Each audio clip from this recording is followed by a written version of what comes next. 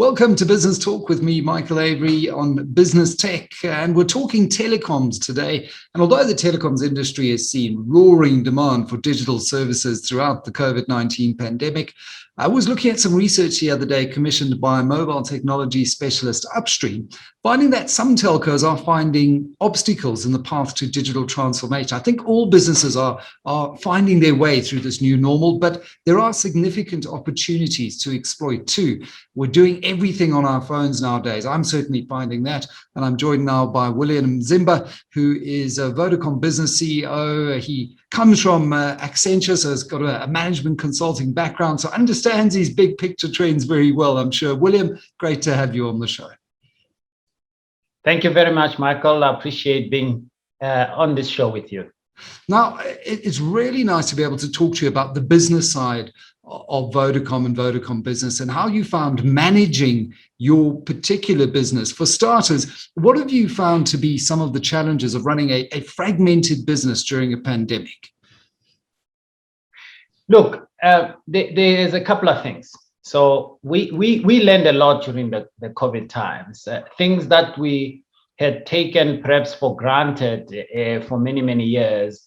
We saw them come to the fore in helping us to expedite how we would traditionally do things.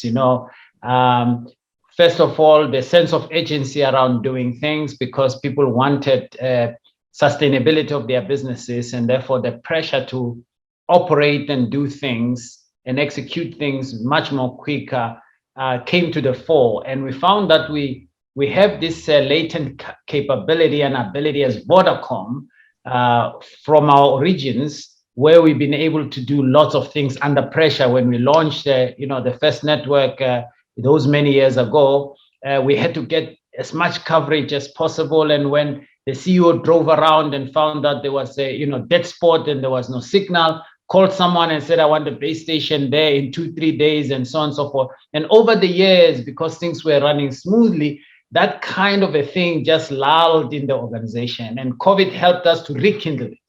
And what we did see is the spirit of the human ingenuity of Vodacom, coupled with the technology and the need to have an impact in the society, just came to life.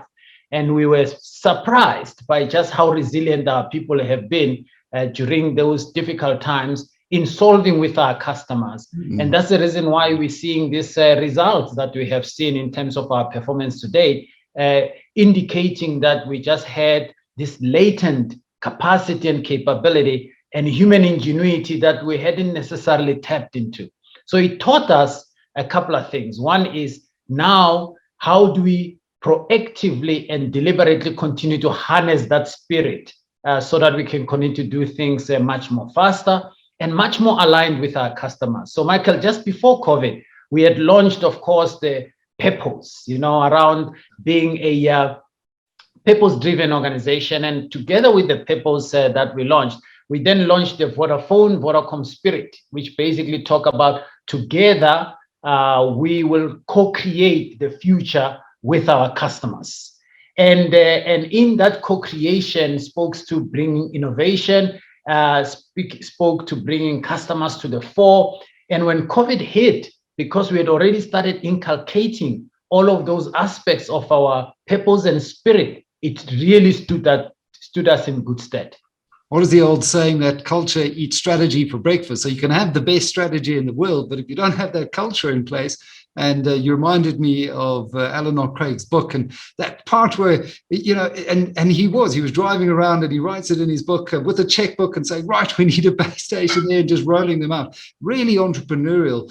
When we have a look at what's come out of the pandemic that has effectively changed Vodacom's business model going forward, are there structural changes that have actually changed the business model? Actually, from a Vodacom business, we changed the structure before COVID. So let me give you a sense. We always gone to market. So our go-to-market strategy, if I will use that phrase, was more about segments. So we had the Vodafone Global Enterprises, which are like multinational corporations in there. We had the large enterprises, then we have the small, medium enterprises and the small office, home office businesses.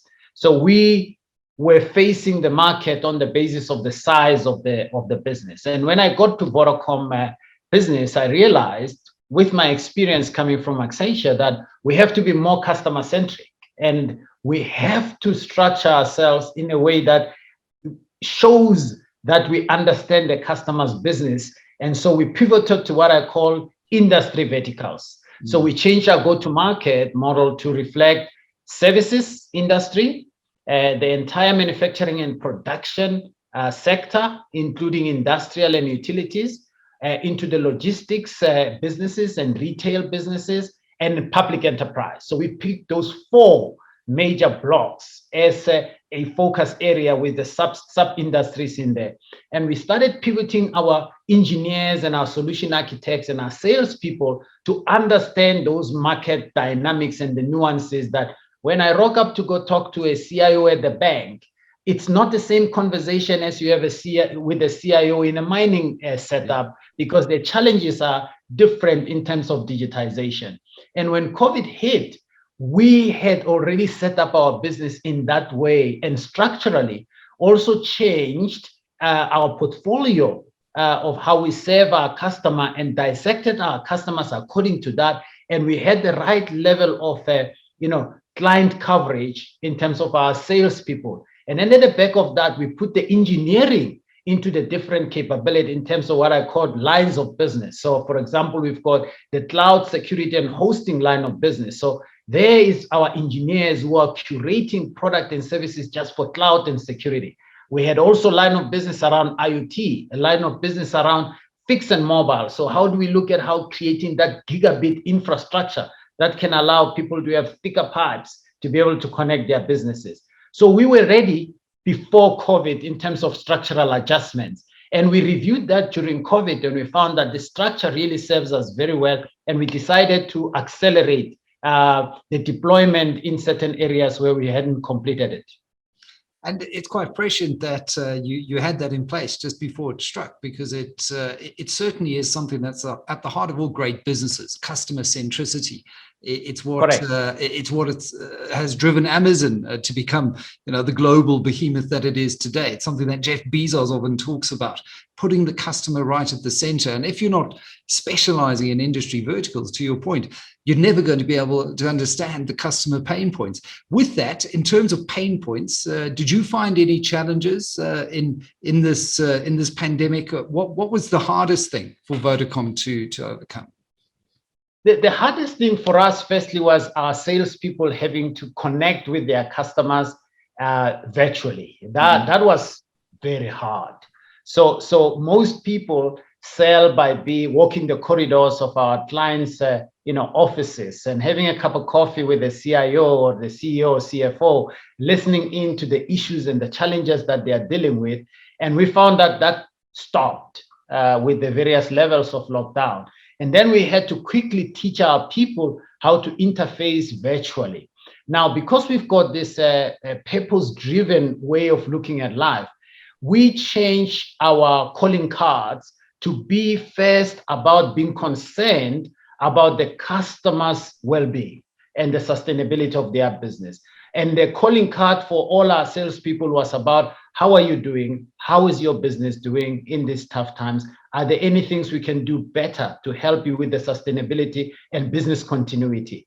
And we found that there was a resounding response, because customers felt that they don't have to deal with the challenge all by themselves. Vodacom is coming to the party to come and ask if there are any things we can do. So there are a lot more people that were not connected, for example, to the internet. So business sustainability and continuity was at risk. So we had to rush and order lots of devices to allow them to get connected. Then they said, we now have to work virtually. We don't understand the technology around the connectivity and the security and the safety. We rush to curate the right products that allow them to feel secure. Some people were saying, look, our applications are very security intensive, like the banks. Is there any way you guys can secure our network in such a way that it feels the same as people working from home as they would be working in the office? Then we curated our software-defined wide area network, what we call SD-WAN, which has got innate built security in it. And then we overlaid into the connectivity into people's homes so they can access the applications as though they were sitting in their offices. So that by itself has shown our customers that we really cared about their businesses. And they have in return rewarded us by being loyal and saying, hey, we would like to stay with you for another 24 months and for another 34 months. Yeah, so in those challenges, you've unlocked opportunities and new areas for growth because you were proactive and once again customer centric. I know you're continuing your foray into financial services as well. You've launched a supplier portal, Vodacom. You're targeting small enterprises here, and it really is part of the president's overall mandate, that Tumamina cause. How do we support small businesses? And I think all businesses took a knock from COVID-19, small businesses in particular, if you look at the surveys. How are you assisting them to unlock business opportunities and to transact securely? If you allow me just 1 second to paint the context, which is very important. So we saw 5 things when COVID hit. We saw the supply chains got completely disrupted. So if you recall, we could not source masks, we could not source sanitizers because planes were grounded. And we're relying quite a lot in terms of imports as a country. So that creates a big opportunity for us now as Africans to be able to create the right manufacturing and industrialization to supply supplies that are required in our own countries. We saw also that government started making a lot of intervention around stimulus packages. We know around the 350 rands in terms of the socially distressed people and many other things, the billions they've announced in terms of how they're going to help small businesses and other large businesses. And then what we also saw, what was critical, is that digital was starting to accelerate in terms of virtual work from home and work from anywhere as offerings and capabilities that our clients were looking. But here is the one very critical thing. We saw that a lot of small, medium enterprises were severely impacted. Their businesses shut down and they didn't know what to do next. What encouraged us out of that is that we started to see small, medium businesses that are emerging, which are digitally, native in the core. And that encouraged us quite a lot. So we put together what we call an SME platform. And we've been talking and curating this SME platform before COVID hit, because we have 5 pillars of our strategies. One of that strategic pillars is around this SME platform, which means how do we curate an ecosystem around the SME to be able to help them to set up their business digitally, to be able to connect their business onto the digital platforms in terms of the internet, but also most importantly, to be able to market their businesses in a way that will be able to allow them growth in everything else that they are doing. So what we started to do on the basis of that is that now we combine that with our financial services capability. And now we are offering them the ability to trade, which is buying goods and services from the FMCG companies using our VodaTrade platform. We have now launched the VodaPay, which is the ability to pay digitally in terms of leveraging our digital gateways, right? And now we're expanding it with the announcements around the super app, which is basically going to be creating even a bigger ecosystem that will allow people to be able to connect buyers and sellers and many other people to propagate on top of our 40 million customers. So we are hoping that through this, SMEs are going to find expression where their businesses will now move into the digital, but then we're connecting them with potential customers, and we are connecting their products with a lot more, markets out there that are on digital platforms in terms of e-commerce for them to be able to thrive. And I think you've touched on several points there that are pain points for SMEs. Route to market. How do you become a digital business? How do you transact? How do you move into this world of e-commerce? And I think it's overwhelming for so many smaller businesses out there that don't have the scale and the size of their larger peers in various sectors. So a very important intervention, this. And no longer the dumb pipes. I know that often they talk about the telcos as the dumb pipes. It just shows you how telcos are evolving. Speaking of pipes, what is Vodacom's fiber plans for South Africa? Because it's a very interesting market. It's still fairly fragmented. What are Vodacom's plans? Yeah, we're seeing a bit of consolidation in that space at the moment, and we are doing three things there. We have got an extensive self-built program where we are building our own fiber capability. We have got a strategy to acquire where it makes sense to augment our own self-built plans, and we're continuing to look in the market for the right assets that we can bring on board, and then we are continuing to partner so that we can deliver product on top of the existing underlay fiber infrastructure that exists out there. And that's the part for me that is very, very exciting. So what we are doing there, because we've got this extensive bouquet of capability around connecting, productivity, communicate, cloud, IoT, we are looking at how can we, on that thick fiber pipe, be able to take some of those products and be able to propagate them onto our customers. And some of those, dark fiber operators and some of those that have already built extensive fiber and have got lots of premises that they pass in terms of bitstream providers, we've now onboarded them in a way that our clients can, depending on their availability, be able to buy our self-built fiber or buy bitstream fiber. But the most important thing is enjoy the benefit of a product that is curated well on top of that connectivity layer.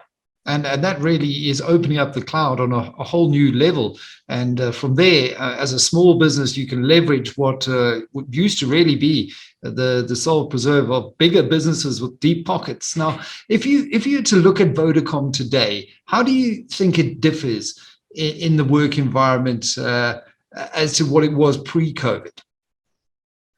Yeah, so on a day-to-day basis, we are tracking how many people are in our offices. And we are seeing, of course, a hybrid. We have people whose job requires them to be there to maintain the network, to interact with, infrastructure, which you can't do when you're sitting remotely. But we are seeing more and more a hybrid way of doing work. And we're seeing it completely embedded in our way of doing things. And we're starting to believe that maybe our model going forward is going to continue to be that which of a hybrid. There will be people that can work effectively from home, but there are those that will be in the office, and it will be a blend going forward. And what is encouraging from a Vodacom business perspective is that we are following what our clients are doing. And I have been in conversation with some clients that are telling us that, can you work with us, William, to provide us a work from anywhere solutions so that we can limit the amount of travel and the number of people that are in our premises, and that we expect potentially that 40% of our people are never going to return to the offices in the manner in which we have catered for them before.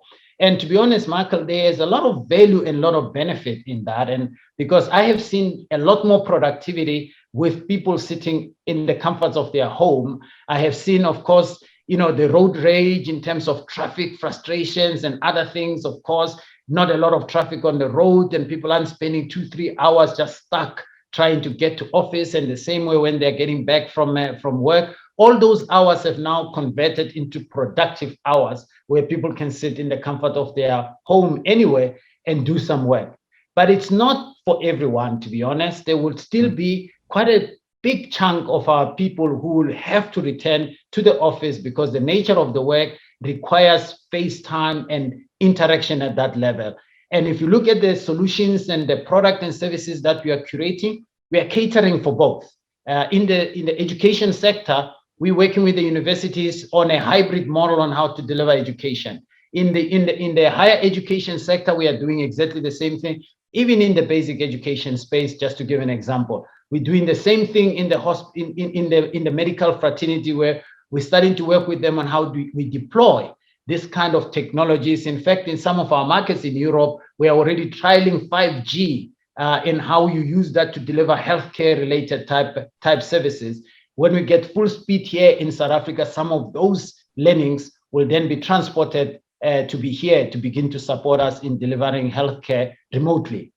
Speaking of learnings, if you were to distill, and I'm sure there were so many learnings during this pandemic from a leadership perspective, what was the one big learning for you through the last 12 months? That as humans, we are wired to be connected. There is a point in at the height of COVID that a lot of people just felt so down, so demoralized, so isolated, that it started to impact on the well-being of the individuals. And I remember that for a while, Michael, I've had this phrase that I've used, which is called to be a wholesome leader. You need to embrace what is called a truly human spirit. A truly human spirit speaks to how you have your mind, your body, your soul, and your heart connected. And I can talk a lot about that, but it speaks to the need for you to be physically fit. It speaks to you to be fit in terms of your relationships. That's the heart part of it. And then it talks to how you continue to inject learnings and new things in your brain. So it continues to be excited about lots of things. And then it goes to the soul part, which is beyond you with other people and the entire ecosystem. So that's the truly human philosophy that has been embraced by many other people out there. And I adopted this many years ago, and I found during the COVID that it was a very valuable thing that I shared with my people.